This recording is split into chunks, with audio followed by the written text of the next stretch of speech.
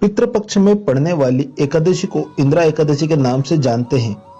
इस साल इंदिरा एकादशी 13 सितंबर रविवार यानी आज है।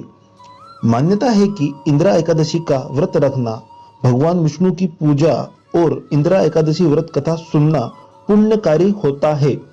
कहते हैं कि इस व्रत को रखने से पितरों को मोक्ष की प्राप्ति होती है।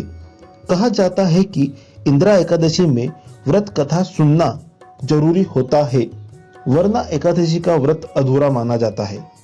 नमस्कार मित्रों, आप देख रहे हैं हिंदू व्रत कथा। यदि आपने हमारे चैनल को सब्सक्राइब नहीं किया है तो इसे सब्सक्राइब करें और बेल आइकन को प्रेस करें ताकि आने वाले वीडियो का आपको नोटिफिकेशन मिल सके।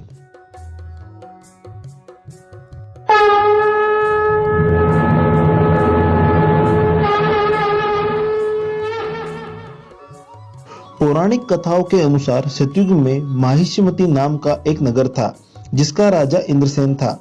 इंद्रसेन एक बहुत ही प्रतापी राजा था। राजा अपनी प्रजा का पालन पोषण अपनी संतान के समान करता था। राजा के राज में किसी को भी किसी चीज की कमी नहीं थी। राजा भगवान विष्णु का परम उपासक था। एक दिन अचानक नारद मुनि का राजा इंद्रसेन की सभा में आगमन हुआ। नारद मुनि राजा के पिता का संदेश लेकर वहां पहुंचे थे। राजा के पिता ने कहा था कि पूर्व जन्म में किसी भूल के कारण वह यमलोक में ही है। यमलोक से मुक्ति के लिए उनके पुत्र को इंदिरा एकादशी का व्रत करना होगा ताकि उन्हें मोक्ष मिल सके। पिता का संदेश सुनकर राजा इंद्रसेन ने नारद जी से इंदिरा एकादशी व्रत के बारे में बताने को कहा। तब नारद जी ने कहा कि यह एकादशी अश्विन मास के कृष्ण पक्ष की एकादशी तिथि को पड़ती है। एकादशी तिथि से पूर्व दशमी को विधि विधान से पितरों का श्राद्ध करने के बाद एकादशी का व्रत का संकल्प करें। नारद जी ने आगे बताया कि द्वादशी के दिन स्नान आदि के बाद भगवान की पूजा करें और ब्राह्मणों को भोजन कराएं। इसके बाद व्रत खोलें।